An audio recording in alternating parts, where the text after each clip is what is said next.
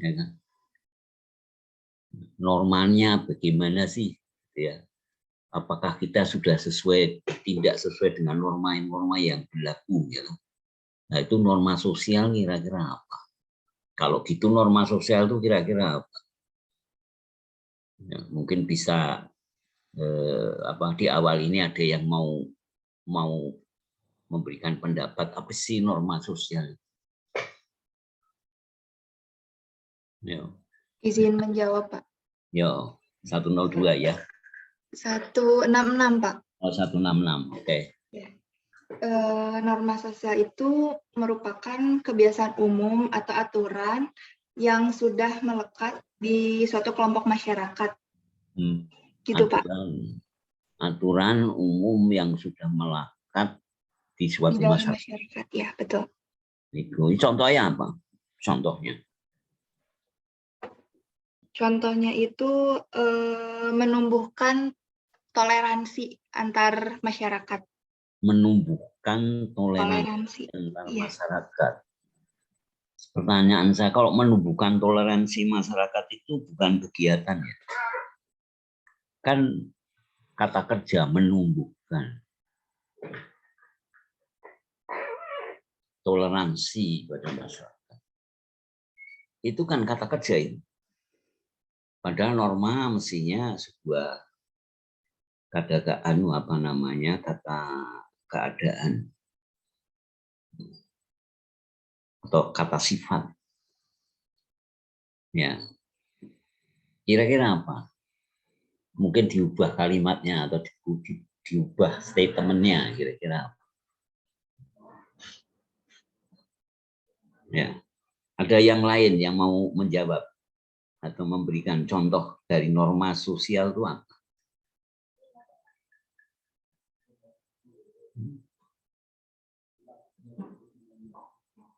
Ya. Halo.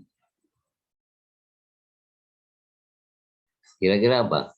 Nanti sudah betul tadi peraturan atau kebiasaan umum yang berlaku di dalam sebuah masyarakat. Tapi persoalannya lalu contohnya apa?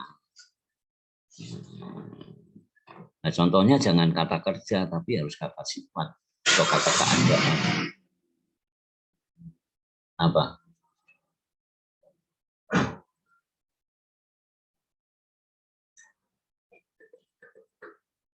Yo, ada yang mau jawab?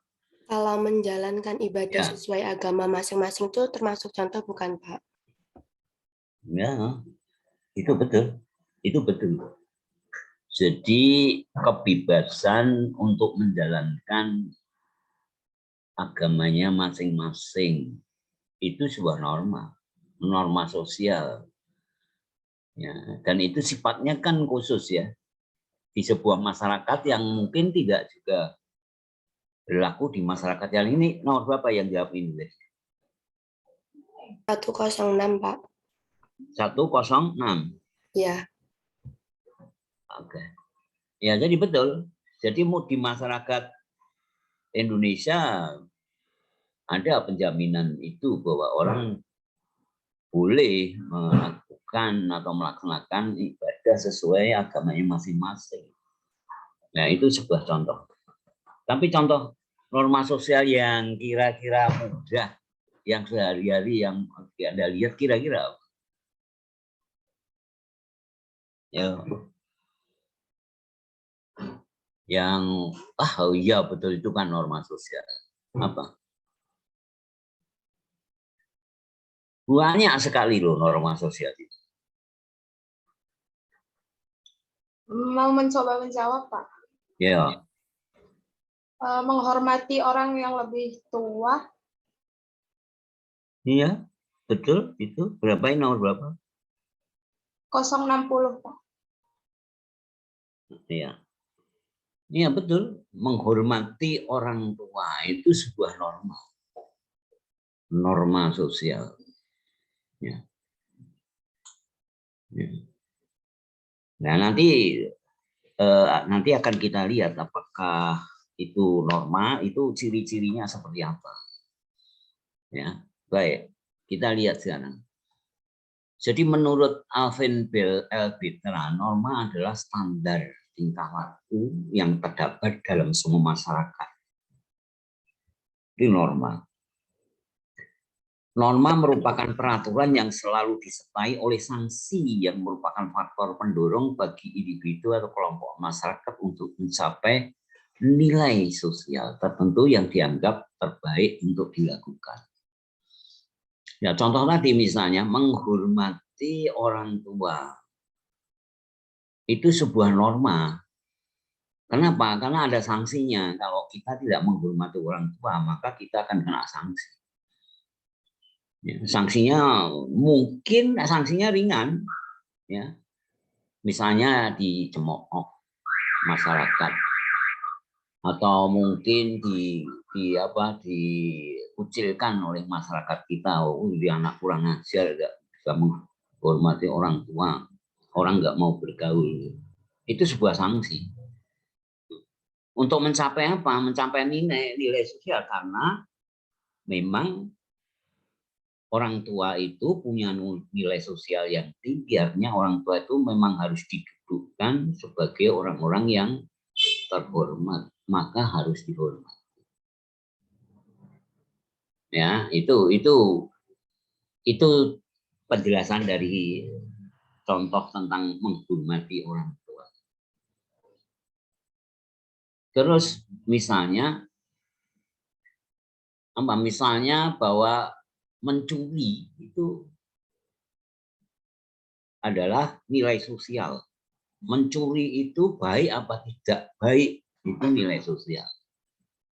Ya, normanya adalah ya dilarang mencuri, tidak boleh mencuri, itu menjadi norma. Kalau mencuri apa? Kena apa? Sanksi. Jadi kalau begitu nilai dan norma itu kadang-kadang tipis perbedaannya. Tipis ya, jadi memang agak tipis.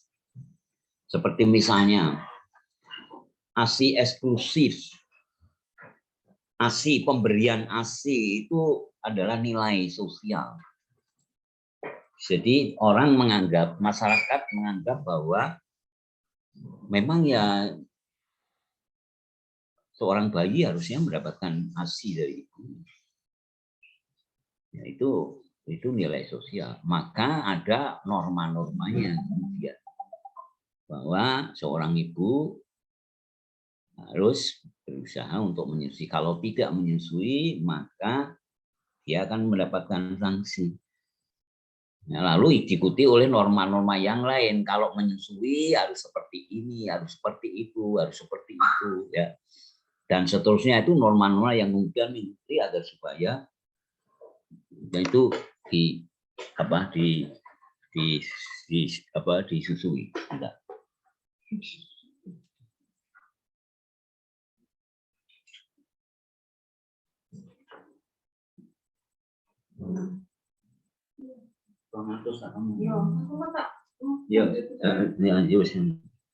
Sorry, di amplop. Jadi amplop nih gue. Oh, ya. Ini ada gangguan dikit ya. Jadi norma sosial adalah seperangkat aturan atau aturan-aturan yang diberlakukan untuk mencapai nilai sosial. Maka saya katakan tadi bahwa untuk mencapai nilai sosial, yaitu menyusui bayi, maka kemudian ada seperangkat aturan.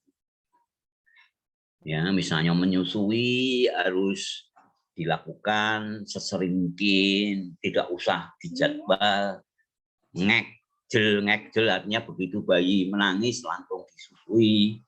Ya, kemudian menyusuinya harus tidak kanan saja tapi kanan kiri untuk menjamin ketercukupan ASI, dan sebagainya. Itu norma-norma yang kemudian mengikuti nilai sosial tentang menyusui.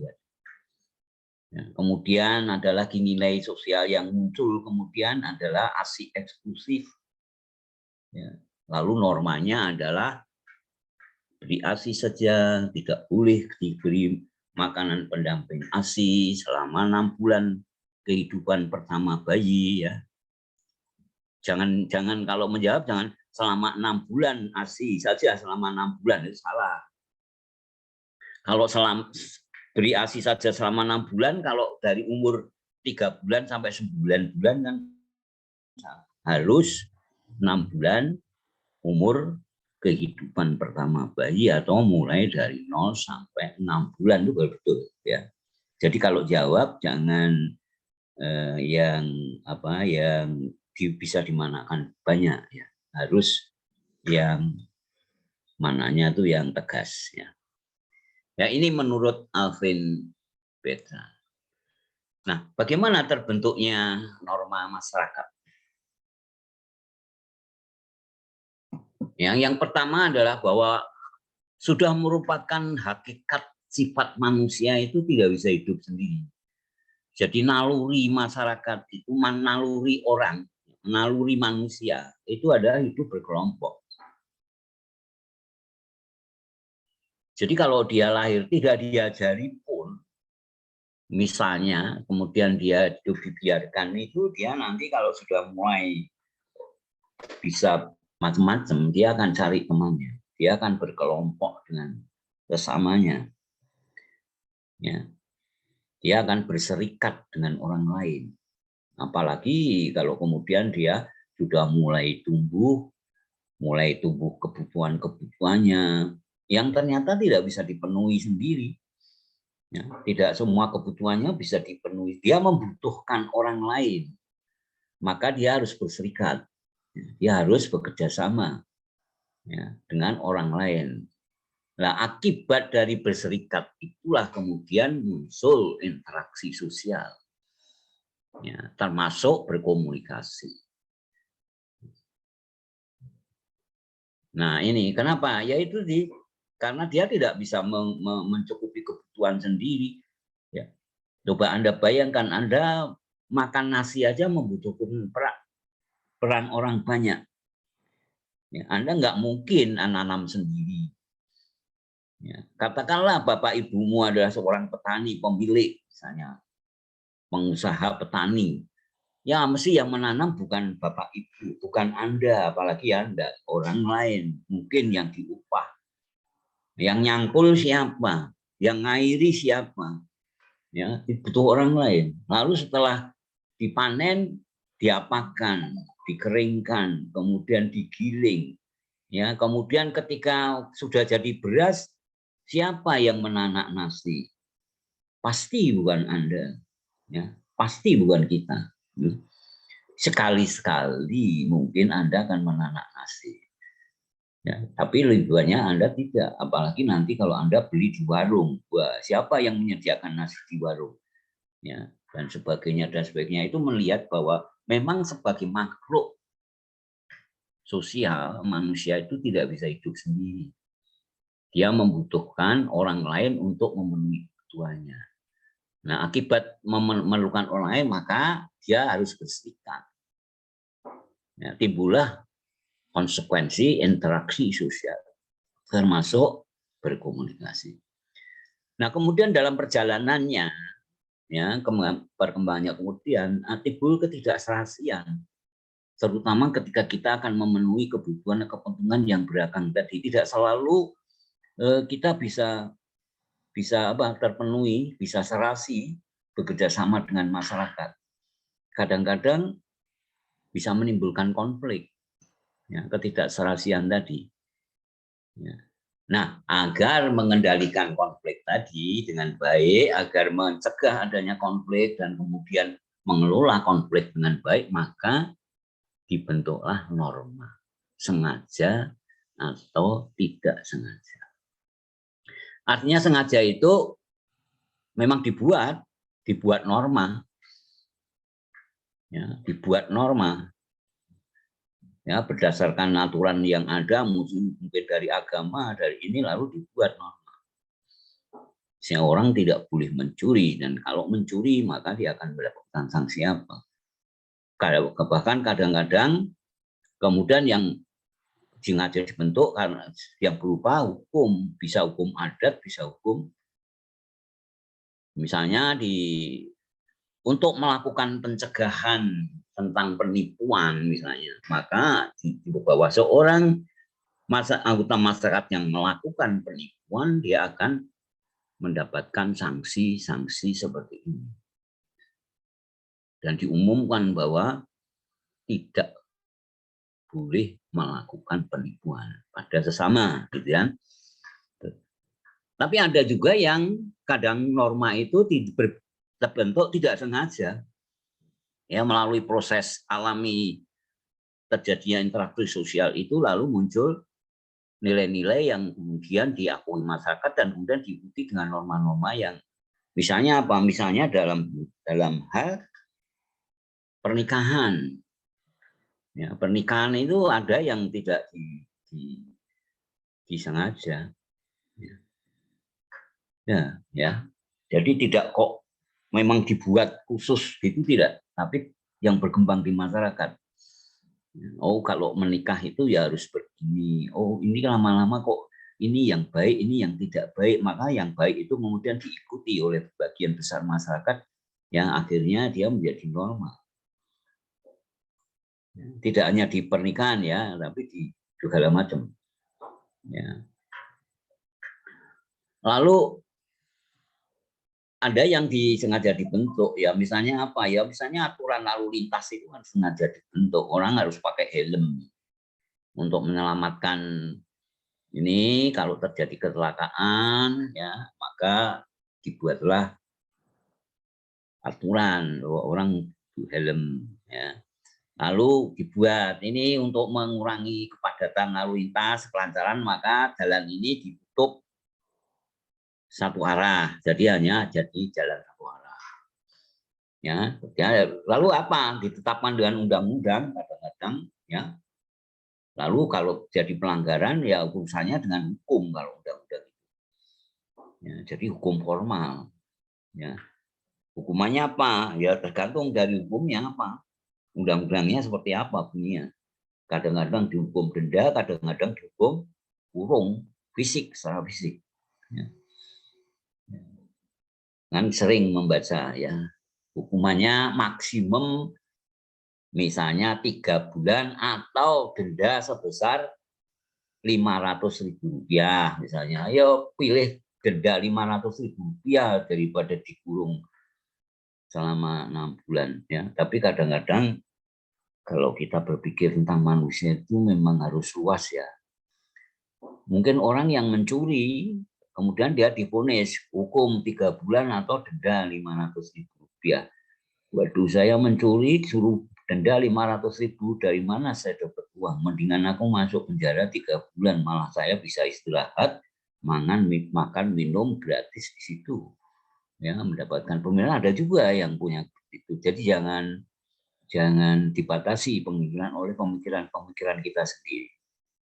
Nah, kemudian norma itu setelah diberlakukan tujuannya adalah menciptakan keseimbangan, keserasian, bahkan juga kedamaian dan ketentraman. Jadi tadi yang disebutkan contoh pertama tadi, ya yang saya bilang itu kata kerja itu adalah fungsi dari norma. Jadi bukan norma itu sendiri.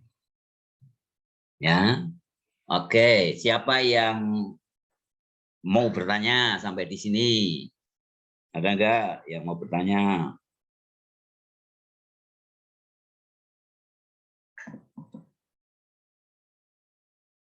Yo, sudah bisa dipahami penjelasan saya? Halo? Halo? Masih didengar enggak? Masih, Pak. Nanti saya ngomong gitu tahu-tahu ternyata ada gangguan wifi kan enggak didengar, habis saya ngedebus banyak ya. Oke, belum ada pertanyaan? Belum, Pak. Belum ada. Belum, baik. Nah, sekarang peranan norma sosial apa? Yang pertama jelas mengatur. Mengatur apa? Yang diatur apa? Yang diatur ya kehidupan interaksi dalam kehidupan tadi. Ya, supaya interaksi itu bisa berjalan dengan serasi. Ya, diatur, mengatur. Mengatur yang kaitannya pasti dengan budaya yang kemarin sudah dijelaskan bahwa budaya itu terwujudkan dalam perilaku. Misalnya apa? Mengatur tentang apa pinjam meminjam uang. Nah, itu kan harus ada norma-normanya. Bahwa seorang yang meminjam uang harus seperti ini aturan normanya. Ya, tidak boleh, yang pertama jelas tidak boleh ngemplang. Ya, kalau utang ya harus nyaur, jangan nembak terus. Kalau utangnya gampang, ya, ketika berjanji mudah sekali, tapi ketika kemudian janjinya tiba, tidak direalisasi, lalu nembak terus entar. Kalau ditagih entar. Nah, itu ini diatur, ya. Jadi itu ada normanya. Maka kalau terjadi seperti itu, apa yang mesti dilakukan? Apa yang harus ditimpakan, dikenakan pada orang seperti itu, ya. Itu norma. Ya, lalu dan macam-macam ya. Kalau soal pinjam-pinjam kan aturannya, norma-normanya kan nanti banyak sekali, ya. Misalnya apakah apa namanya kita meminjamnya ke bank.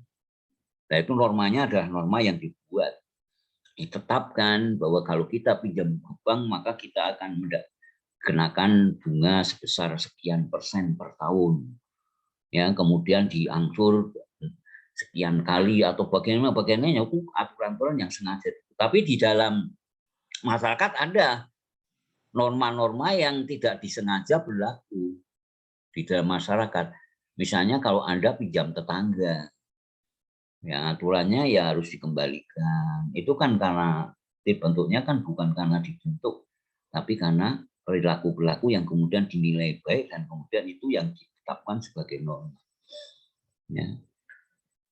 Terus ya nanti kalau Anda tidak mengembalikan ya pasti Anda akan diberi sanksi oleh masyarakat itu. Ya, ya, oh itu kalau pinjem mesti ngemplang, nggak pernah bayar, nggak pernah dikembalikan, semacam-macam. Oh besok lagi nggak dapat, nggak akan diberi pinjaman.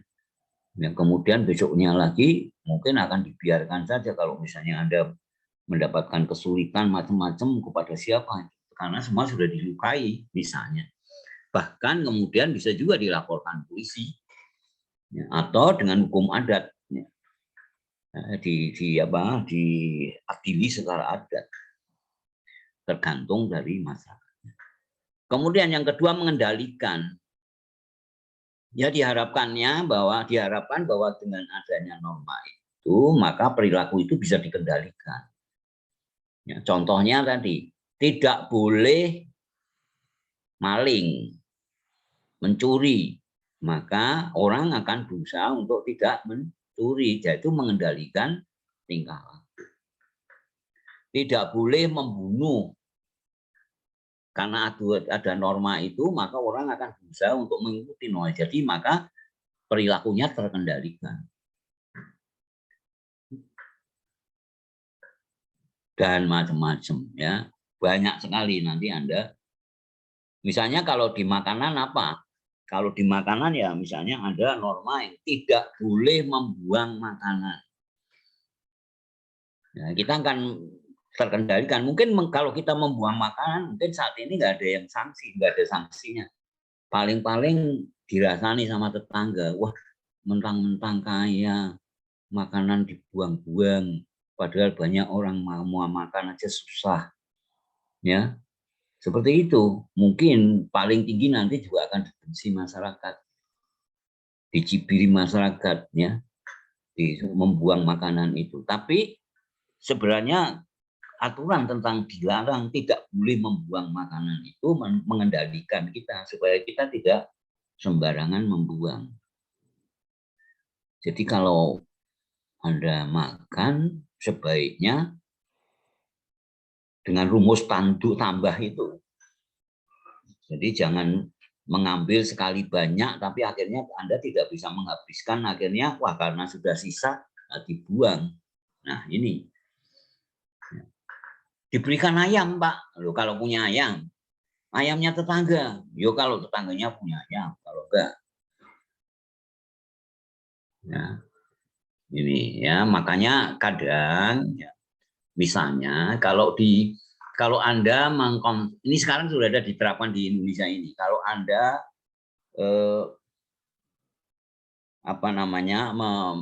memasuki resto yang ketika Anda membayar itu Anda sudah bisa mengkonsumsi semua makanan, silakan. Yang penting tidak Anda bawa pulang. Silakan Anda makan di situ. Jadi Anda bayar itu sudah sesuka-suka. Itu sudah diukur perut Anda. Ya. Nah, itu ketika itu ada di Indonesia pertama-pertama Anda ngambil, Anda nggak suka, Anda titip-titip nggak suka, Anda letakkan, Anda ngambil yang lain. Ya, kan boleh. Tetapi sekarang sudah dia bisa lagi. Ketika Anda meletakkan makanan itu dan Anda tidak bayar, tidak dihabiskan, maka Anda dikenakan denda. Anda harus bayar makanan itu. Ya kan? Kenapa? Ya itu supaya serasi perilakunya, supaya serasi kerjasamanya dengan resto yang menyajikan itu. Nah kalau saya seperti itu kan nanti restonya rugi. Anda ngambil buang, Anda ngambil buang, Anda ngambil buang, nggak kenyang-kenyang, ya kan? Bisa habis makanannya, Anda nggak kenyang karena dibuangi semua. Nah, agar supaya tidak begitu, maka ada normanya. Ya, dan itu secara tidak sengaja, tapi kemudian ditetapkan bahwa kalau Anda tidak makan makanan yang Anda ambil, maka Anda akan kena denda. Dendanya apa? Membayar seharga makanan itu. Ya, makanya sekarang harus hati-hati mengendalikan, mengatur, mengendalikan. Ya, jadi kalau kita ambil ya kita tidak ngambil, kita ambil nanti kalau kita nggak suka ya udah kita kan nggak bisa. Nah, kita harus hati-hati. Ya. Nah itu sudah diukur. Kalau seperti itu Anda makan seberapapun Anda nggak bakal merugikan restonya tadi karena restonya sudah mengukur. Anda paling-paling akan makan segini, sekian macam, segini. Dan itu sudah masuk dalam kalkulasi harga.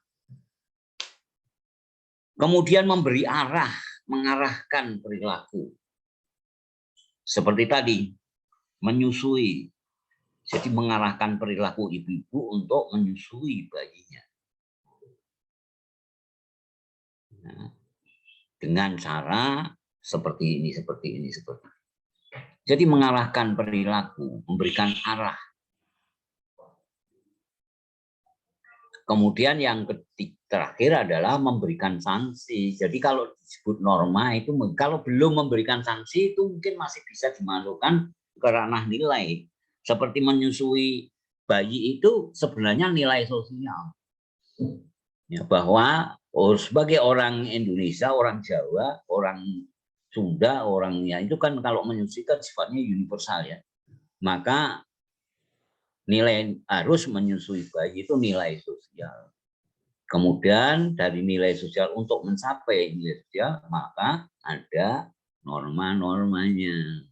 Ya, Ibu tergantung daripada nilai sosial tadi itu dianggap tinggi sekali apa ya sedang-sedang saja. Kalau tinggi sekali mungkin ada persoalan bahwa semua ibu harus menyusui bayi, itu normanya. Harus menyusui bayi. Kalau tidak menyusui bayi, maka dia pertama tentu akan diberi sanksi. Sanksinya bisa apa? Ya bisa dikucilkan, bisa dibilang ibu jahat, ya diberi terang, ibu tidak baik. Bagaimana kalau di Indonesia menurut Anda? Ya, nilai sosial tentang menyusui itu tinggi apa tidak? Siapa yang bisa menjawab? Berpendapat, ini berpendapat ya, ilmu sosial itu bukan sesuatu yang kayak matematik ya. Ya, jadi Anda boleh saja menjawab ini itu asal Anda bisa menjelaskan dan kemudian Anda mempunyai alasan-alasan yang cukup kuat. Ya. Bagaimana menurut Anda?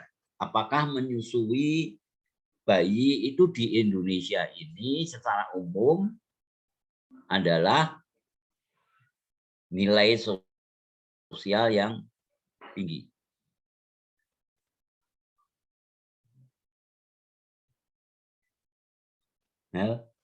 Halo, pada tidur apa pada apa ini? Halo, siapa bisa mau menjawab? Menurut Anda, menyusui di Indonesia itu merupakan nilai, itu jelas nilai sosial. Tetapi tinggi apa rendah apa sedang menurut Anda?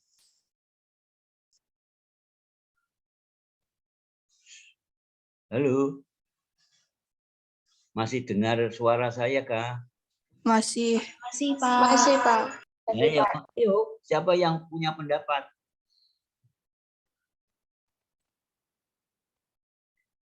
Yo, menyusui itu memiliki nilai sosial yang tinggi di negara saya, di bangsa saya, atau tidak?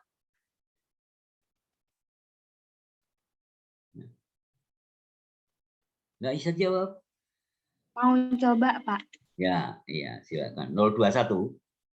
015, Pak. Oh, 015 ya. Oke. Silakan. Jadi menurut saya kalau menyusui itu tingkatnya sedang-sedang saja karena umum banget di sini untuk ibu tuh menyusui. Sedangkan kalau misal ibu yang nggak menyusui itu baru kayak dianggap loh kok nggak menyusui kan anakmu gitu loh, Pak. Iya, tapi itu jawabannya benar. Itu sedang-sedang saja, tidak terlalu tinggi menyusui. Nilai sosial menyusui di negara kita itu tidak. Makanya seorang ibu sepertinya tidak berusaha keras untuk bisa menyusui anak. Bahkan sudah ada yang memproklamirkan diri, nanti kalau aku punya anak nggak akan tak susui sapi aja, apa pakai susu formula, ya kan? Aku punya uang, susu formula kan banyak yang bagus-bagus, ya dikasih susu formula orang anak 3 bulan bisa main komputer, cerdas banget ya kan? Dikasih ASI nanti nggak bisa, karena dikasih ASI susu formula bisa gemuk. Iya, susu formula dari sapi ya jadi gemuk kayak sapi. Kalau dikasih ASI nggak bakalan dia gemuk-gemuk amat ya. Paling ya apa namanya kelihatan montok gitu ya, tapi tidak gendut amat. Maka orang Indonesia tidak berusaha keras untuk menyusui. Kadang kalau bisa tak susui enggak juga enggak. Maka norma-normanya yang mengikuti juga tidak keras. Jadi orang Indonesia mau menyusui oke, tidak mau juga apa-apa. Yang penting anak tidak ditelantarkan. Kalau anak ditelantarkan nanti ada sanksinya yang lebih keras.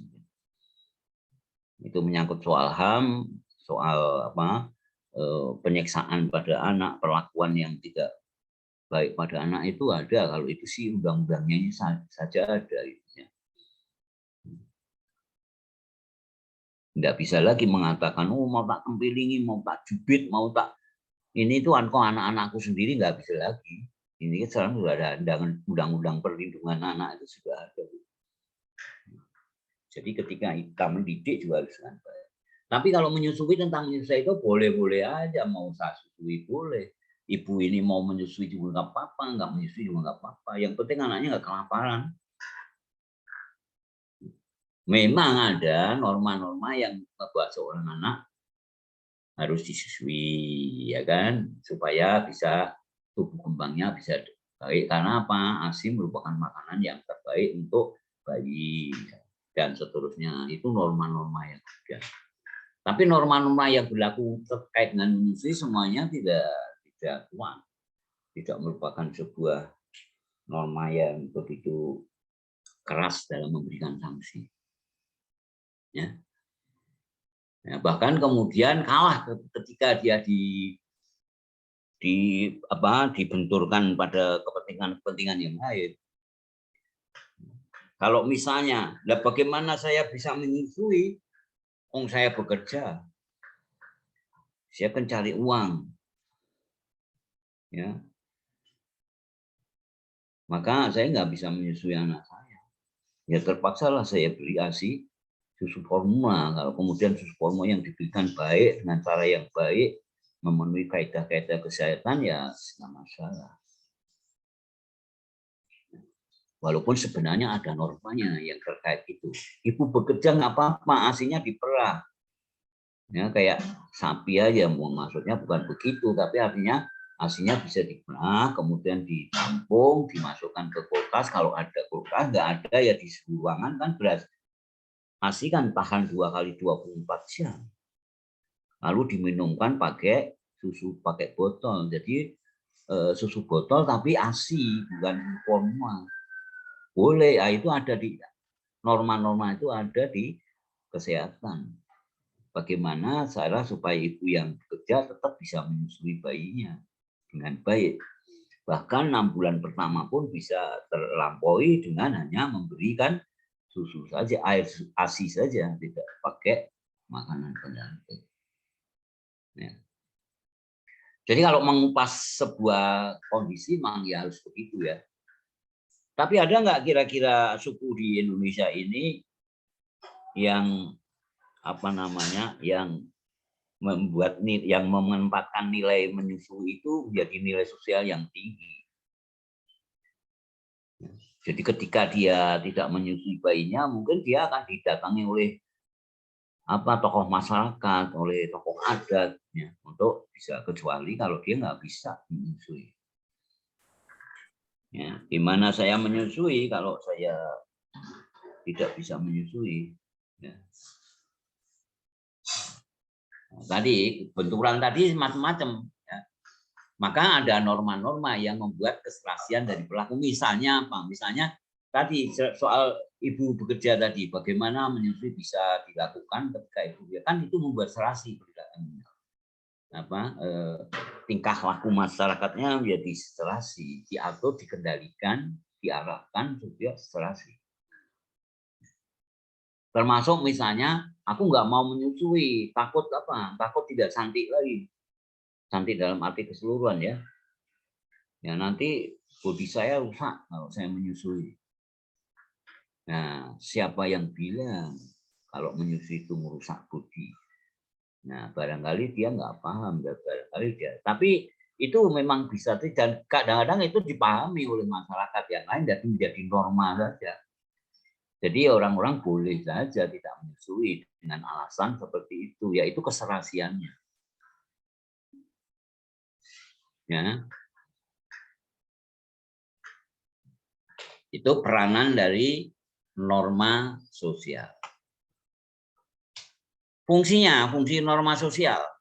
Jadi peranan, kalau sekarang fungsi sebagai pedoman atau aturan tingkah laku dalam masyarakat.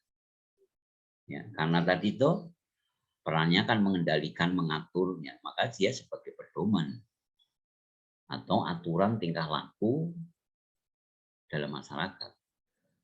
Misalnya ya kalau ini ya jangan mencuri, jangan menipu, jangan membunuh, jangan menghina orang, ya.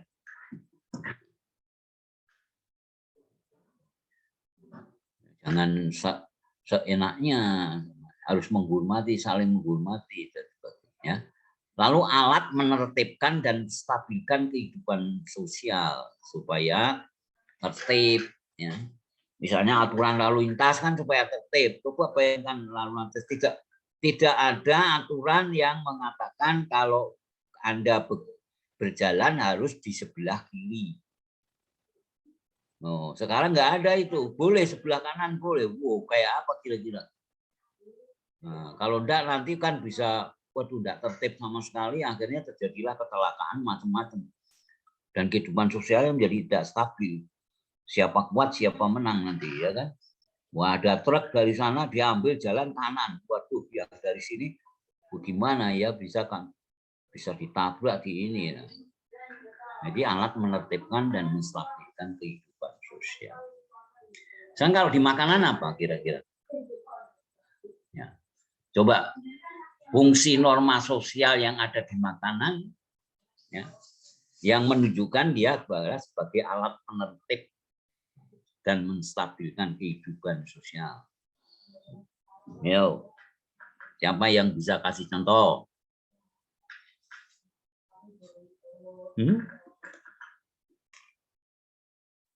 Yo, Siapa bisa kasih contoh?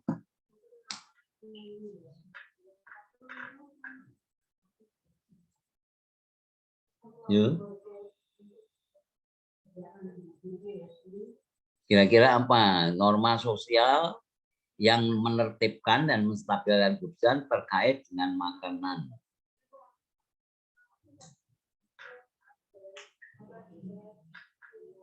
Yuk. Ya, saya yakin Anda itu kalau berpikir tanya itu mesti mikirnya yang rumit-rumit jadi nggak bisa muncul. Dia mikirnya yang sederhana aja.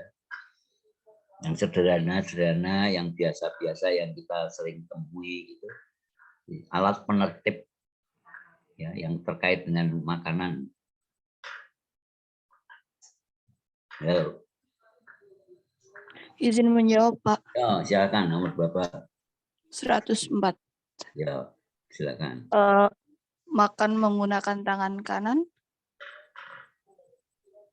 Iya. Sama kalau makan tidak mengecap. Iya, itu bisa, itu alat menertibkan ya, supaya tertib. Coba bayangkan kalau tidak ada norma itu, Anda makan bareng-bareng dengan 10 orang semuanya jadi karuan ya. Bukan kayak kok suara apa? Kok ternyata ada itu apa gadis-gadis cantik makan pada bercetak-cetak ya. Kan menjadi tidak tertib lalu tidak terjadilah ketidakstabilan ya kan. Ini ada gadis-gadis cantik-cantik tapi kalau makan kayak kuda semua takdok. Nah itu alat menertibkan, itu salah satu alat, betul ya. Ada lagi yang mau kasih contoh lagi yang kaitannya dengan makanan? Ayo Pak. Yo. Mungkin kalau makan tidak berdiri sebaiknya duduk. Oke, jadi makan duduk itu juga menertibkan. Makan seliwar-seliwer sambil berdiri, akhirnya tabrakan, terus makannya malah jatuh, nggak jadi dimakan, malah ngotori ya. Oke, lalu saling melotot. Ya. Kamu matamu ya nggak lihat, matamu sendiri kan akhirnya tidak stabil kehidupannya ya. Jadi itu menertibkan, itu betul ya. Jadi makan sebaiknya duduk. Yang tertib.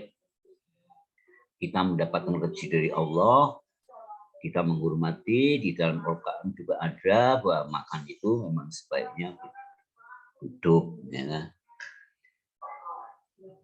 Tapi anehnya sekarang ini malah ada sebuah fenomena yang sekarang sudah jalan ini, lama ini. Saya pun melakukan karena saya sudah mantu 3 kali anak saya itu standing party semua. Orang diundang nyalami manten, terus silahkan ambil makanan sambil berdiri, sambil ngobrol, di semuanya adalah itu. Udah. Ya, tidak menyediakan kursi. Ada sih kursi terbatas. Ya, memang ada yang tidak bisa, yang tetap diam ini, lalu dia duduk makan ya ada. Ya kita sediakan, tapi tidak mencukupi untuk semua ya, tamu duduk ya. Kalau yang di Solo itu masih tertib itu. Kalau di Solo itu kalau ini sekarang masih sudah ada sih 1-2 yang sudah berubah menjadi ngikuti jadi pakai standing party, tapi masih ada yang kayak itu istilahnya pakai piring terbang itu. Jadi orang tamu datang didudukkan dengan manis ya. Setelah itu nanti acara mulai pertama kali sebelum dimulai dibuka langsung minuman sama makanan kecil disajikan ya. Jadi tidak boleh ngambil sendiri-sendiri, semua ya disajikan yang makan apa yang diberikan itu tertib. Ya. Kemudian dan itu ada habis minuman itu biasanya keluarnya sop dulu ya. Setelah sop nanti baru makan besar, nasi dengan lauk-lauknya, semuanya tertib. Ya.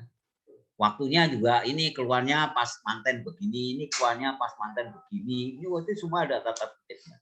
Itu normal ya. Itu berlaku di mana ya di Solo dan sekitarnya, tapi tidak berlaku di Semarang ini. Ya, sudah banyak ditinggalkan. Ya. Tuh. Oke, ada lagi yang mau yang mau menjawab lagi ya? Kalau misal mungkin untuk yang berumat Islam itu makanannya itu yang harus label halal, Pak. Iya, itu betul ya. Ngomong-ngomong, ini nomor berapa nih? 085 Nur Aziza. Sebelumnya 104 tadi ya? 1080, Pak. Oh ya, 080 tadi belum tak tadi ya. Iya, sebagai umat Islam kita punya aturan bahwa kalau makan yang halal dan thayyib, ya kan? Halal dalam arti kata makanannya tidak haram, ya sesuai dengan petunjuk agama kita.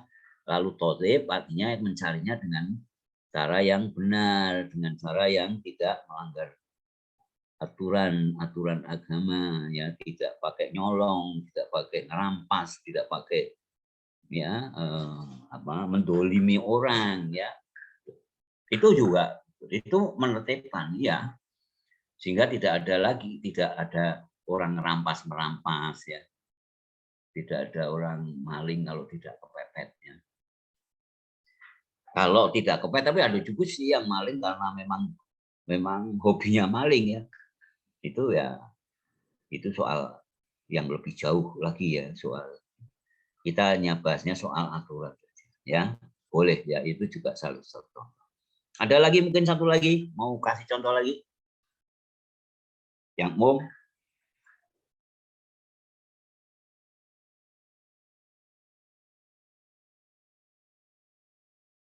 Saya, Pak. Silakan, berapa nomornya? Mungkin berdoa sebelum makan, Pak. Nomor berapa ini? 164. 164 lagi. Oh, saya tadi sudah belum ya? 164. Belum, Pak. Oke, berdoa sebelum, ya itu juga termasuk norma.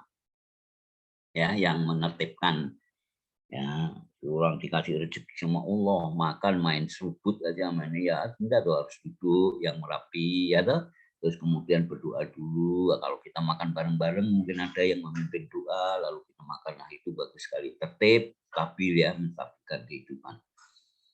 Ya. Nah, saya akan beri contoh juga yang secara umum bahwa makan, waktu makan. Waktu makan itu harus waktu, jangan makan seenaknya sewaktu-waktu makan. Ya, itu kan menertibkan dan menstabilkan. Masuk jam 11 udah cari makanan, ya mungkin snack sih ada, tapi kalau makan kita, aturan makan kita, ya mestinya pagi, siang, sore, sarapan itu ya sebelum jam 9 atau malah sebelum jam 8. Kemudian makan siang, nanti makan siang itu kalau sudah jam 1 habis zuhur itu makan siang. Lalu makan malam nanti habis maghrib. Makan malam. Nah, itu aturan waktu makan itu juga sebuah norma. Kita makan 3 kali, jangan makan sampai 9 kali gitu ya.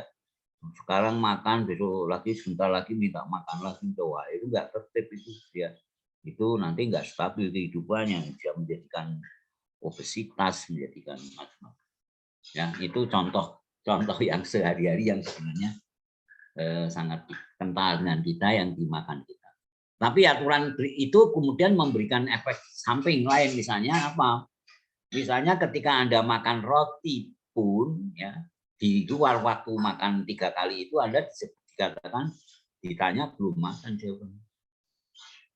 Jam 11 Anda makan roti tawar satu double itu, di dalamnya dikasih selai, dikasih coklat, dikasih ini, Anda makan, terus Anda ditanya, udah makan belum? Oh, belum.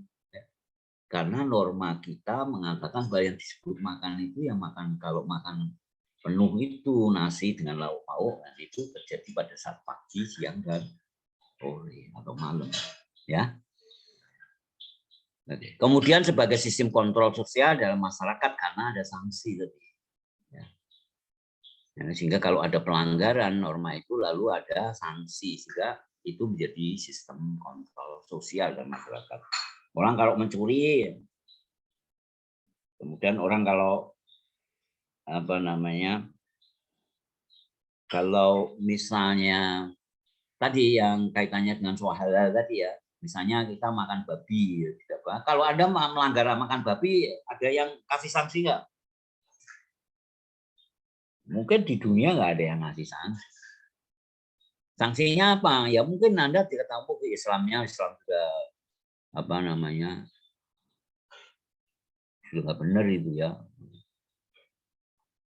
Itu sudah bukan Islam lagi, Anda sudah dicap bahwa Anda bukan Islam lagi. Jadi secara ini dikeluarkan dari agama Islam, walaupun Anda mengaku masih Islam dan masih sholat, tapi nanti di sananya nanti ya kita nggak kita bicarakan, tapi ini pasti ada sanksinya ya. Karena kita melanggar ya, melanggar norma. Ya jadi sebagai kontrol sosial ya.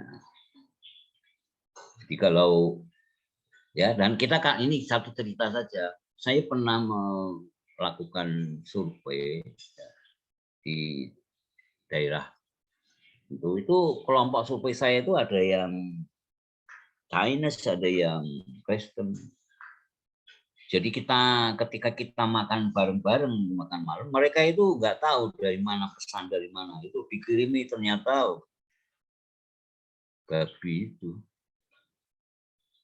Ya, tapi mereka tahu, karena mereka tahu norma, maka mereka menjauh dari kita. Mereka ada di pojok, kemudian mereka makan sendiri, dan itu makanannya tidak dipesan dari resto yang kita makan itu, karena memang kalau di situ ada, kita mungkin nggak mau makan di situ. Jadi mereka ada temannya yang membawakan makanan. Ya sudah, kita menghormati, makanlah makan sesuai dengan apa yang Anda bisa makan. Saya makan sesuai dengan norma-norma saya makan, termasuk kaitannya dengan agama. Ya. Ini namanya kontrol sosial. Jadi ada sanksi. Oke, kita lanjut lagi. Nah, jenis dan tingkat norma sosial. Yang pertama adalah yang disebut dengan cara berbuat atau usage. Norma yang kekuatannya sangat rendah. Bila terjadi pelanggaran, sanksinya sangat ringan. Tindakan melanggar disebut tidak sopan. Contohnya tadi, waktu Anda mengatakan makan, harusnya dengan duduk. Kalau Anda melanggar ya nggak ada sanksi yang berat. Paling Anda dikatakan makan kayak kaki 4 aja jalan ke sana kemana misalnya itu ya, atau nggak sopan deh makan sambil lari-lari ya, atau sambil berdecak tadi tak tok ya, maka disebut aja makan berdecak gitu. Memang nggak pernah diajari ya makan dengan baik. Nah, itu paling gitu. Jadi ringan sekali dan tidak ada ini apa namanya, tidak ada secara langsung dia mengendalikan, tapi harapannya dengan cara seperti itu lalu menjadi terkendali. Ya. Terus makan, dan itu kadang-kadang berbeda ya, karena ini kaitannya dengan budaya ya. Norma itu kaitannya dengan tata nilai dengan norma dan itu kan budaya ya. Itu dengan hasil karya Jepang. Berbeda misalnya, ada seorang di sebuah kelompok masyarakat yang kalau Anda dikasih makanan, Anda harus bersendawa. Jadi habis makan terus ya. Iya, wah dia senang sekali yang ngasih makan. Tamu saya makan dengan bagus, makan dengan enak mesti. Jadi apa yang saya keluarkan, yang saya kasihkan itu hidangan saya itu dinikmati benar sampai kenyang, sampai bersendawa. Tapi ada yang mengatakan ya gila nih, ya makan pakai itu bikin orang lain nggak nafsu makan, kan ada juga gitu ya. Itu tapi ya tetap hanya sebatas sopan. Ya. Itu cara berbuat atau usage. Misalnya makan pakai sendok. Itu juga cara itu. Kalau Anda makan tidak pakai sendok boleh. Mau pakai sendoknya tangan, kita dulu kan pakai sendoknya tangan. Atau pakai daun pisang. pakai suru, namanya suru itu ya kita makan pakai itu. Piringnya apa? Pincuk kalau orang Jawa. Ya dari daun apa pisang juga ya dibuat itu, atau dari daun apa, daun jati ya. Ya. Jadi kita itu mengenal sendok garpu kan karena dibawa oleh penjajah kita. Siapa ya? Mungkin Belanda atau mungkin dari Spanyol ya, kan orang dulu Spanyol sering ke sini juga. Di Spanyol ada orang Inggris, ada orang mana itu yang menularkan ya. Tentu yang pertama kali ke situ lalu mengajarinya.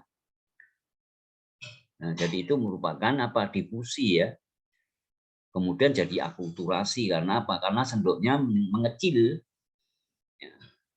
Lalu menggunakannya agak berbeda. Kalau di sana kan ada aturan kalau kalau makan itu apa ini Anda diajari loh sih. Diajari kalau nggak salah ini ada ya pelajarannya. Kalau makan pakai sendok, pakai garpu itu harusnya siku itu tidak boleh diletakkan di meja. Ya. Tapi ya kita ngapain susah-susah cari nyaman ya, kadang-kadang sikunya diletakkan di meja ya. Ya, itu sudah akulturasi. Jadi inilah yang disebut dengan cara berbuat atau yusuf. Kemudian yang kedua, kebiasaan tokswis adalah tindakan yang dilakukan secara berulang oleh semua anggota masyarakat dalam kurun waktu yang lama, tidak melanggar, sanksinya juga ringan. Jadi ini hampir sama ini. Ya. Jadi kalau Anda melanggar juga sanksinya ringan. Yang disebut dengan tokswis, kebiasaan. Kebiasaan sehari-hari yang kita lakukan ya, tapi sifatnya lebih tinggi daripada sekedar cara tadi ya, cara melakukan beda ya. Misalnya apa? Misalnya bertegur sapa dengan tetangga, dengan ya. Terus apa? Cara yang lain misalnya tidak mengganggu ketenangan tetangga-tetangga kita. Itu saatnya tidur ya, kita jangan mukuli gendang, jangan mukul ini ya, nanti bikin ya.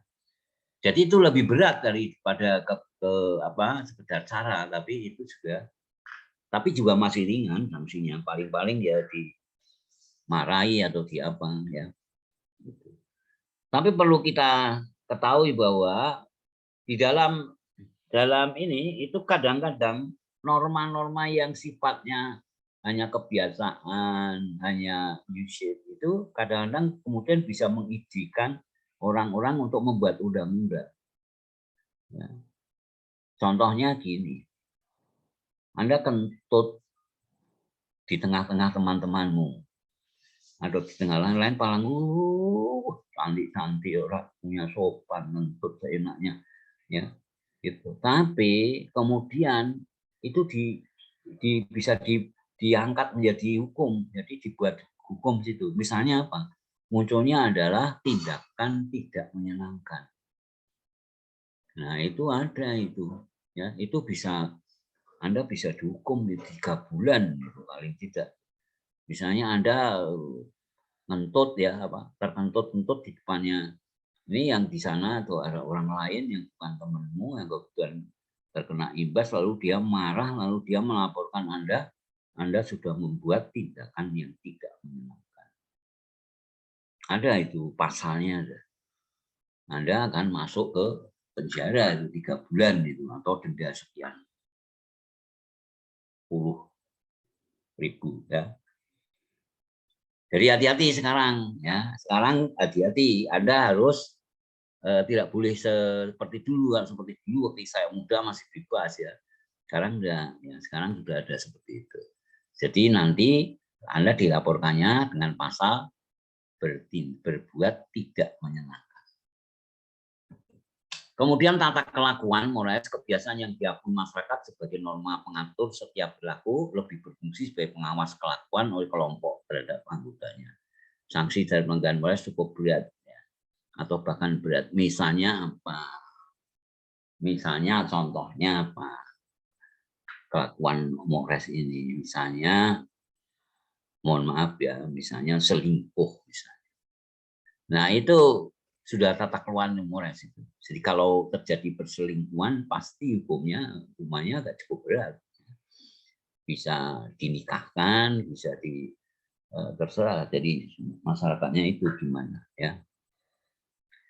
Itu termasuk tata kelakuan. Terus misalnya apalagi, misalnya melakukan kekerasan kepada istri, pada suami, pada anak ya, itu sudah menjadi tata kelakuan. Jadi dia sanksinya nanti bisa berat kalau dilanggar. Bahkan kemudian kalau dia ditetapkan sebagai hukum formal, itu bisa naik ke pengadilan itu ya. Sekarang sudah bisa naik ke pengadilan, hukumnya sudah menjadi hukum formal, tapi tidak lagi tata kelakuan, tapi menjadi hukum formal. Ya. Nah, kalau di bidang makanan kira-kira apa ya? Tata kelakuan yang kira-kira apa nih? Ayo, siapa yang bisa kasih contoh? Kalau Yusuf tadi kan banyak, makan tidak boleh bercakap ya, makan duduk dan sebagainya itu kan semua Yusuf. Lalu kalau box waste itu tadi tidak boleh membuang makanan, itu mungkin bisa masuk ke box waste. Ya. Ya, tapi kalau tata kelakuan mores yang lebih tinggi lagi, yang lebih berat lagi, yang bisa hukum berat misalnya apa? Yang kaitannya dengan makanan. Yo, siapa yang bisa kasih? Ini aturan norma di bidang makanan yang bisa dimasukkan dalam tata kelakuan. Ya.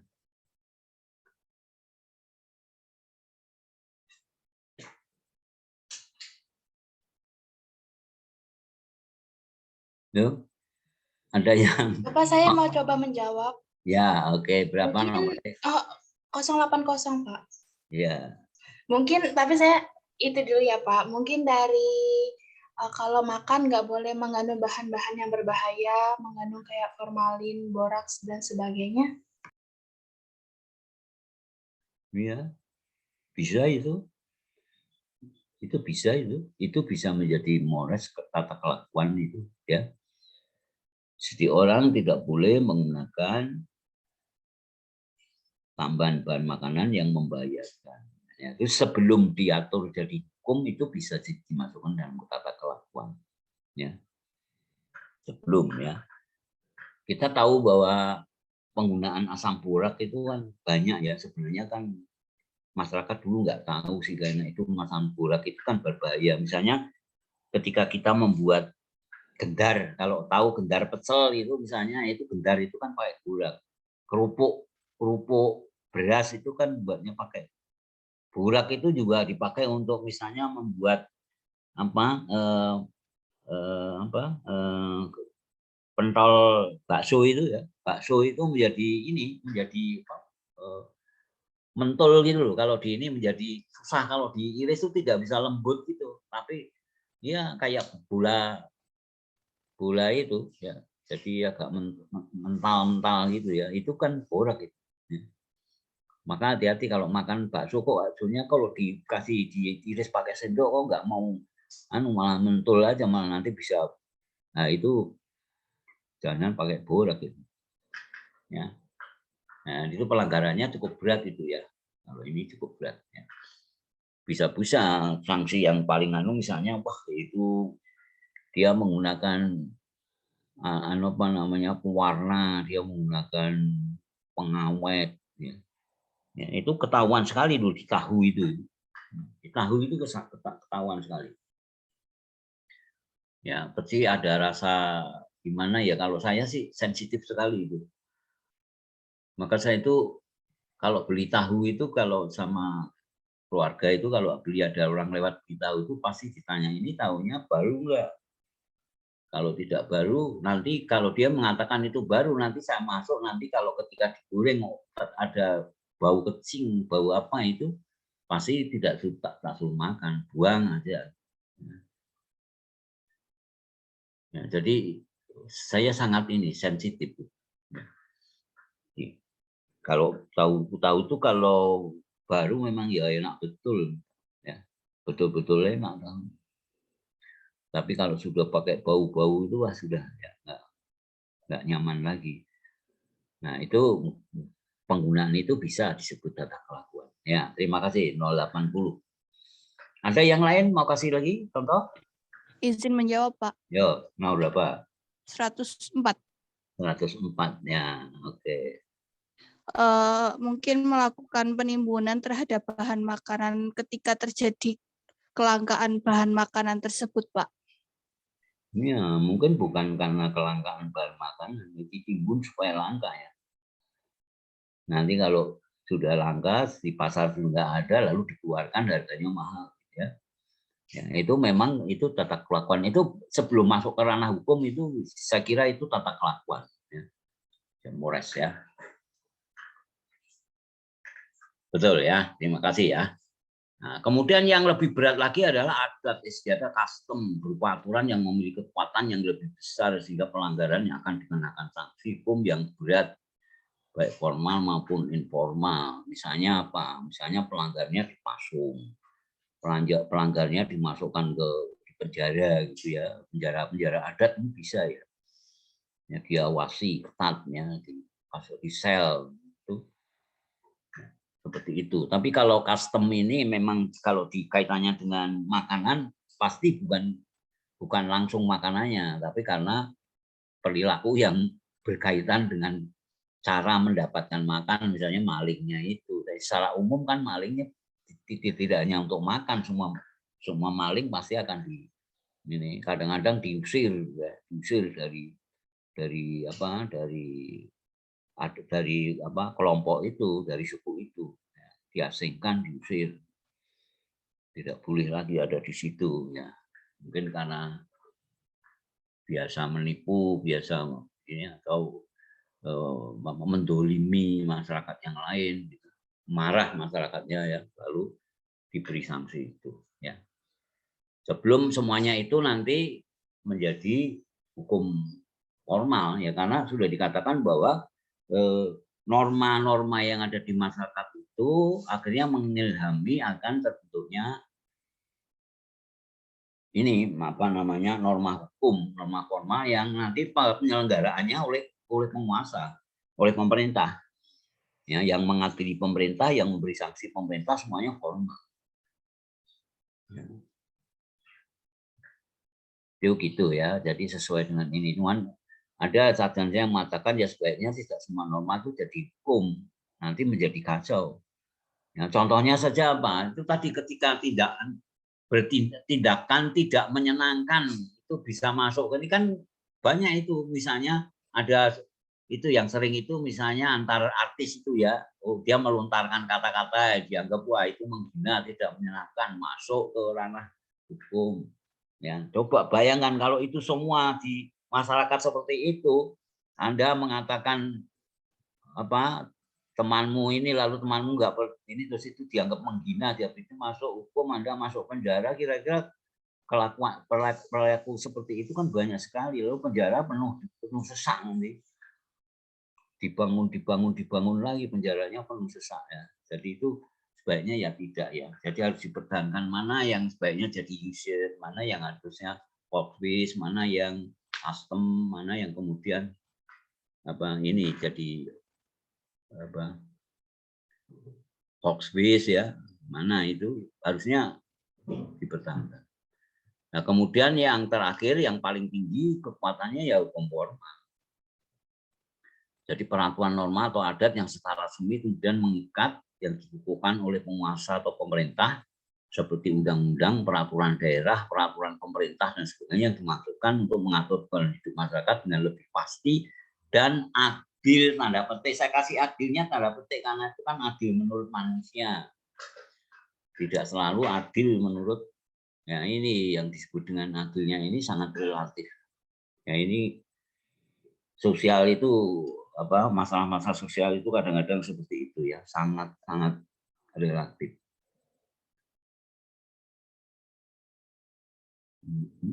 Kita berapa menit tuh kita sampai jam berapa? 9.40 ya.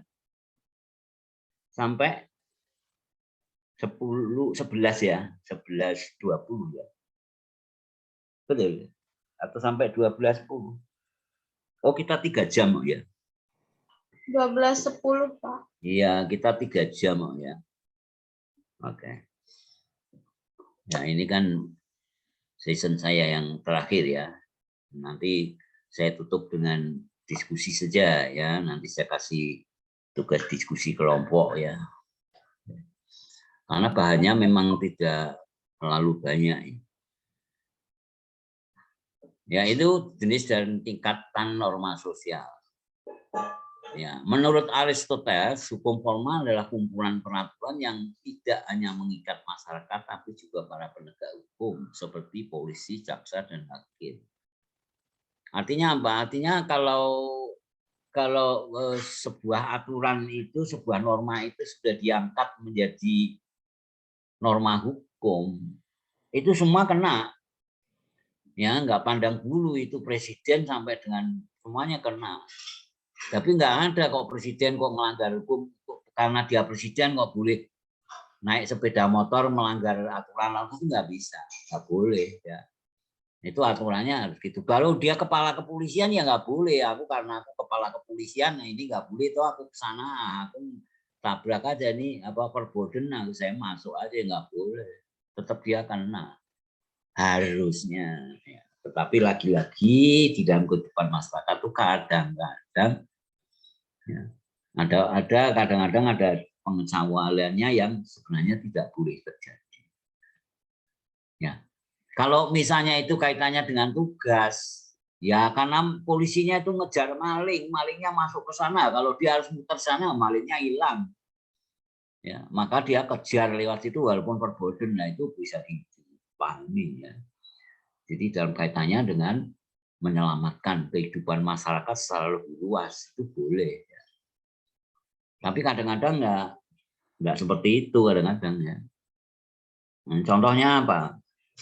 Contohnya misalnya sebenarnya kalau apa namanya dramanya ambulan itu tidak boleh untuk mengangkat mayat loh. Untuk mengangkat jenazah itu tidak boleh ambulan. Yang untuk mengangkat jenazah itu ya namanya kereta jenazah, mobil jenazah. Beda ya. Lalu kalau dia ambulan itu mengangkat orang sakit yang membutuhkan kecepatan, ya itu dia boleh menggunakan sirine supaya dikasih jalan. Tapi kalau dia sudah menggunakan jenazah ya itu mau terlambat juga nggak bakal bangun, itu kan jenazahnya juga nggak bakal ini ngomel kan, ya harusnya tidak boleh, tapi itu tidak, itu salah tuh penerapannya jadi salah. Ya. Harusnya nggak boleh. Jadi kalau yang namanya ambulan itu untuk orang sakit, untuk ngangkat orang sakit dalam kaitannya dengan rujukan, makanya butuh cepat, maka harus pakai muing sirine itu. Tapi kalau mobil jenazah itu bukan ambulan, tidak sama. Nah, apalagi terus ada setara ini yang kemudian melanggar ketentuan itu, seperti misalnya apa? Anda pernah bertemu dengan apa itu apa ya namanya yang motor gede itu, mogi itu ya, kelompok mogi itu, Harley Davidson yang besar-besar tuh yang gung suaranya itu kalau sudah turun di lapangan itu di anu tuh wah dia semena-mena itu. Ya kita padahal dia harusnya ikut aturan hukum. Ya, tapi ya itu lagi karena dia merasa kuat ya. Kita takut dengan itu, kalau kita tabrak nanti ya kita bisa penyok semua sih. Bisa ini mereka beringas gitu. Ya, apalagi kemudian kalau kita telusur itu yang jadi pengurus-pengurus mobil itu banyak sekali, banyak juga pejabat-pejabat bahkan dari kepolisian ya. Tuh lihat, padahal dia nggak berhak itu. Dia harusnya juga harus sesuai dengan kendaraan yang lain, sopan, tidak ini harusnya begitu. Ya ini apa namanya tadi sebuah pelanggaran hukum formal yang kemudian tidak ini karena tanda petik adanya pengecualian. Ya, yang sebenarnya siapapun dia harusnya terikat dengan hukum itu. Nah, pelanggaran terhadap hukum formal adalah sanksi oleh penguasa pemerintah berupa hukuman fisik atau uang, denda, ya, kurungan, siksa mati atau juga denda. Yang paling banyak kurungan. Kurungan itu bisa seumur hidup, 3 tahun, 2 tahun, 3 bulan. Mati. Ya, di Indonesia memang tidak ada siksa. Di hukum di Indonesia memang tidak ada yang kemudian disiksa gitu. Kalau zaman dulu ada yang namanya siksa picis itu ada. Jadi misalnya kalau dia itu penjahat besar gitu, nanti ketangkap, terus sama penguasa itu ditaruh di alun-alun gitu, semua orang boleh menyisir, menyobek kulitnya, menusuk apa boleh silakan. Itu tuh namanya hukum siksaan. Lalu dikasih di situ ada asemnya di situ, habis ini kasih jeruk atau asam itu kan biar gimana lukanya bisa nggak keluar itu dulu ada, tapi itu lalu oleh hukum ditiadakan karena itu dianggap tidak berkemanusiaan. Ya. Lalu diganti dengan hukum kurungan ini atau mati sekalian. Kalau tembak mati sudah ya tidak disiksa namanya. Ya. Nah itu lalu pertanyaan saya adalah, ya, bagaimana pendapatmu tentang hukum misalnya di hukum cemeti itu ya, 100 kali dicemeti itu termasuk di hukum mana itu? Hukum kurungan tidak, siksa mati atau siksa ya. Bisa juga dia dicemeti sampai 100 kali, sebelum sampai 100 kali dia mati bisa. Tapi yang jelas itu siksa. Nah itu kacamata Anda untuk melihat itu seperti apa? Ya, saya pengen tahu itu. Ya. Ini mungkin nanti itu ada ini dulu, Anda catat dulu. Saya pertanyaannya adalah, apakah Anda setuju kalau hukum cemeti itu cambuk ya, dicambuk itu, hukum cambuk itu diberlakukan di Indonesia gitu? Anda setuju atau tidak? Lalu alasannya apa? Nah itu satu dulu yang Anda nanti diskusikan ya. Nanti berlima itu didiskusikan dan akhir pelajaran ini harus Anda kumpulkan ke saya. Ya. Kalau hukum mati ya udah jelas ya, hukum mati, tembak mati itu bukan siksa. Ya. Apa bedanya hukum mati dengan hukum tembak? Yo, siapa bisa menjawab? Apa beda? Ini ada cowoknya loh. Mana cowoknya? Enggak ada yang jawab. Yo, apa bedanya hukum mati dengan hukum tembak?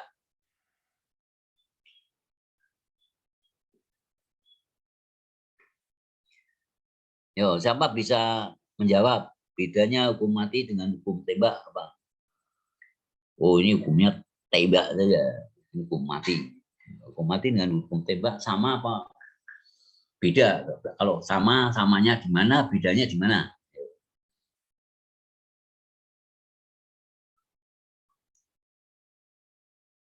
Yo, siapa mau jawab?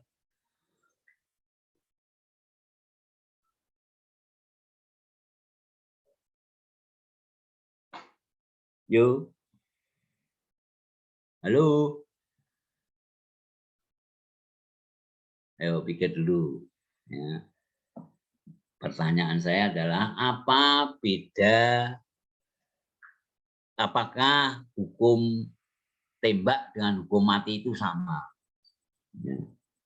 Kalau Anda menjawab sama, apa alasannya? Tapi kalau Anda menganggap tidak sama, apa penjelasannya? Coba. Yuk.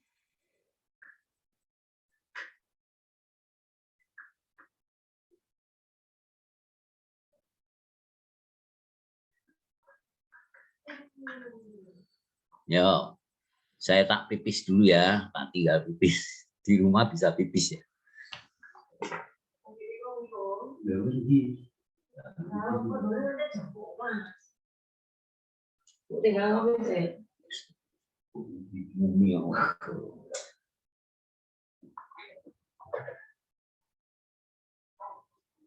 Wah, belum ya. Kamar mandinya pakai. Ayo, sudah punya jawaban belum? Apakah hukum tembak dengan hukum mati itu sama?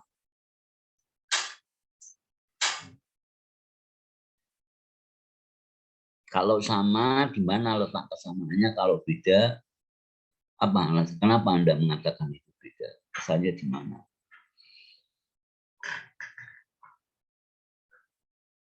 Yo, siapa yang bisa menjawab? Atau pengen menjawab kan salah nggak apa-apa? Mau coba, Pak? Ya. Kalau sepengetahuan saya, kalau hukum mati itu kan ditembak. Nah, jadi sama aja gitu, Pak. Kayak tata caranya yang sama gitu. Tapi untuk kayak pemberlakuannya, kayak aturannya atau gimana-gimana saya kurang tahu, Pak. Tapi tata caranya sama. Oh, kira-kira sama gitu ya. Ada yang setuju, ada yang tidak setuju.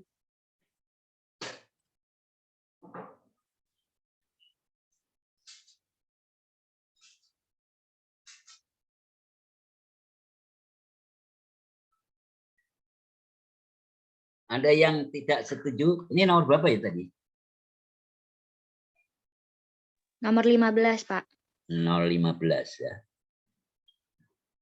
Oke, itu sebuah pendapat yang bagus. Tapi ada yang tidak setuju atau semua setuju? Nah, saya pengen ada yang tidak setuju satu atau gitu. Ngomongin alasan apa?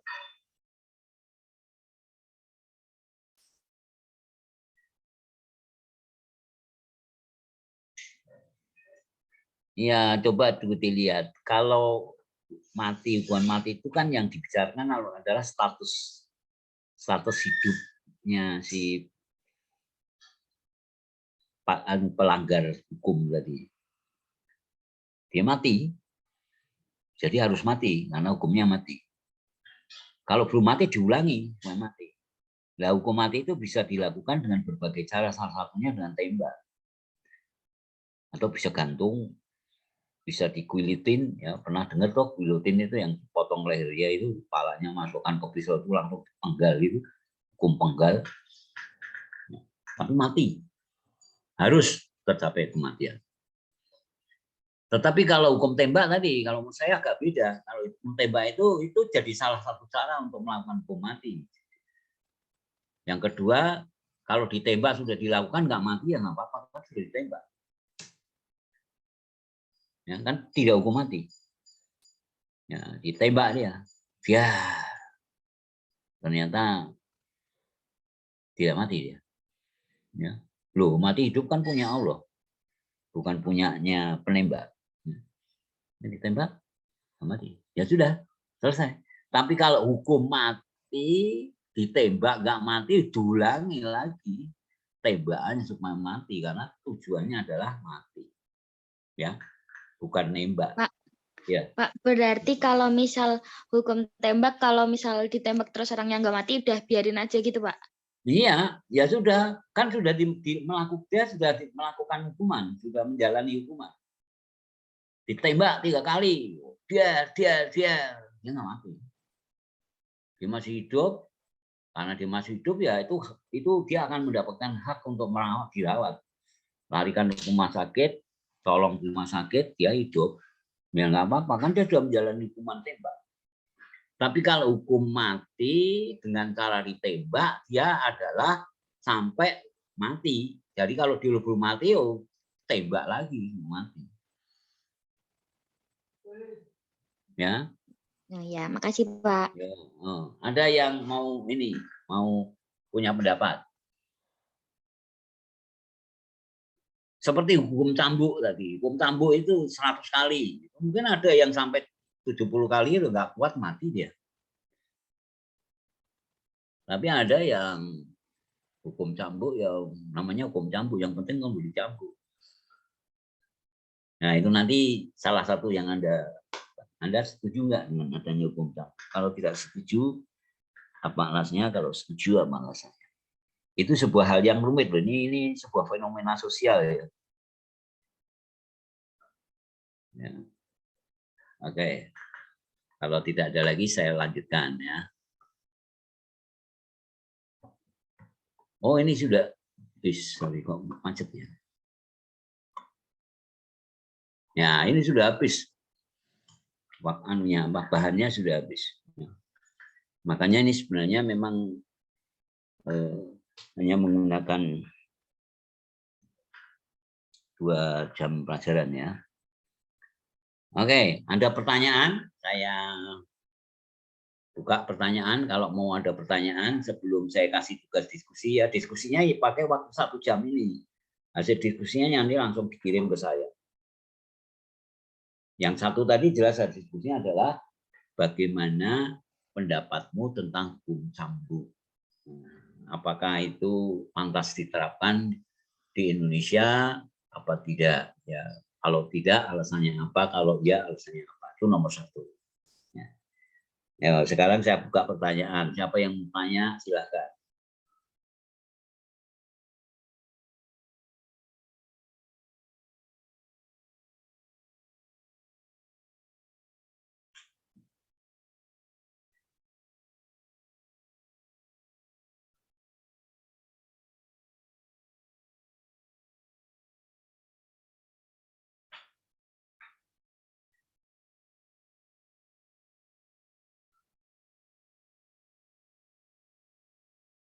Nggak ada?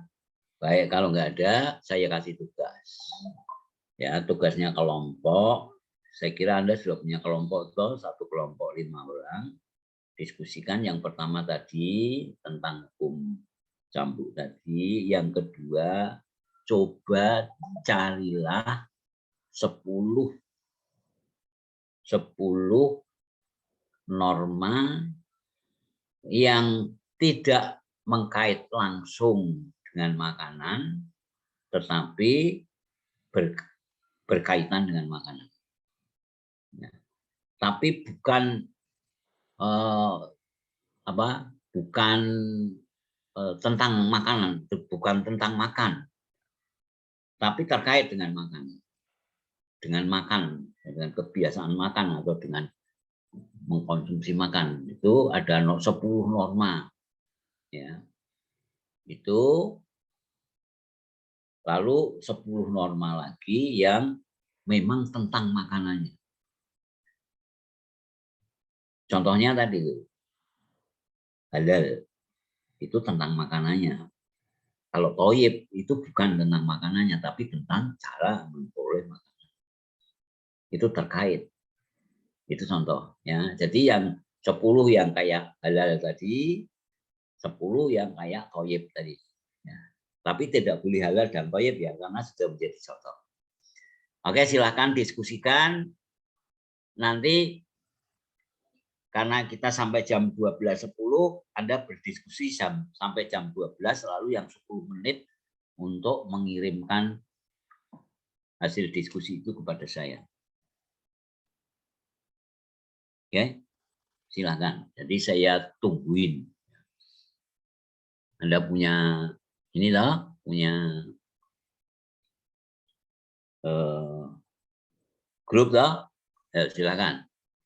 Kalau Anda ada yang tidak tahu di kelompok itu mau tanya, saya siap terus ya di sini. Walaupun ini saya videonya tak off. Ya, tapi saya siap terus di sini ya. Yuk, silakan. Mulai ya. Atau ada pertanyaan dulu terkait tugas ini?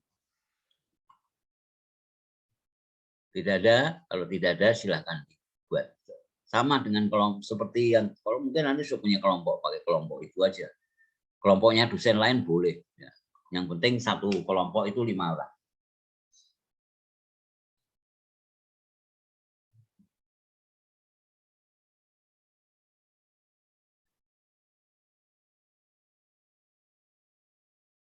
Oke, ini kalau tak matikan kok hilang ya. Oke, supaya Anda tahu saya ada di sini. Kirimnya lewat apa? Ya lewat WA boleh, lewat email boleh.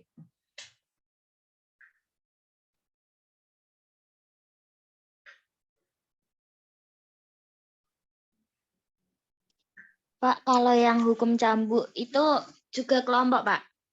Iya, dua-duanya itu kelompok. Satu kelompok itu Oke. membahas itu. Hukum cambuk sama contoh 10-10 itu. Oke, makasih, Pak. Ya. Itu kalau dikerjakan betul cuma 1/4 jam, 20 menit ya.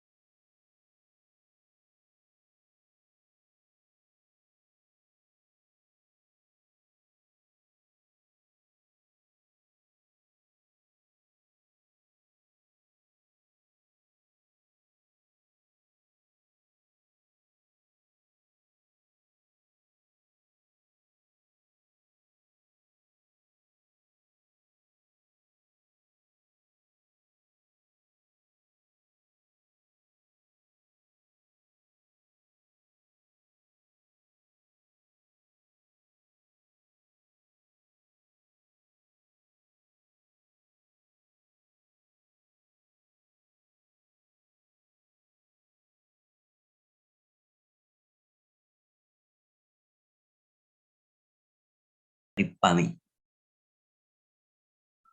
Bisa dipahami? Bisa, Pak. Ya, oke. Terima kasih, Pak. Pak, sama ini ada yang praktek. Kalau yang praktek telat, izin telat mengumpulkan gimana? Lu praktek apa? Penilaian status gizi itu, Pak. Pelayanan status gizi prakteknya di mana?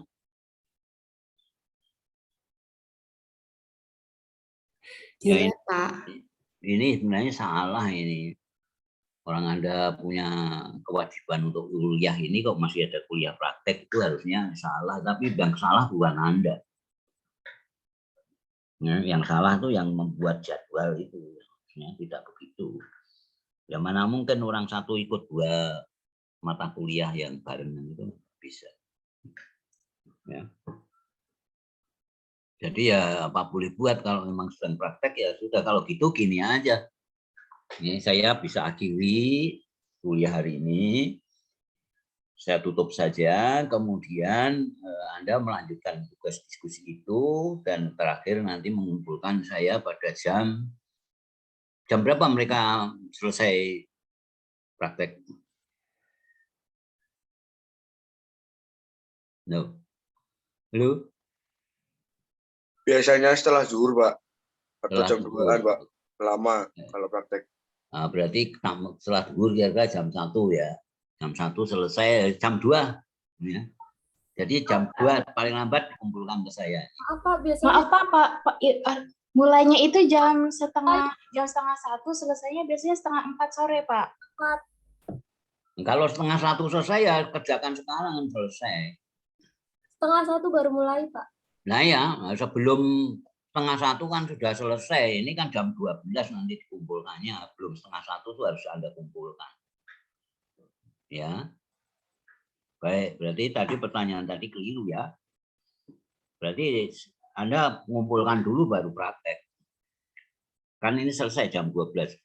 Paling lambat mengumpulkannya jam 12.10 menit. Syukur-syukur lebih cepat. Nah, oke, kalau gitu teruskan.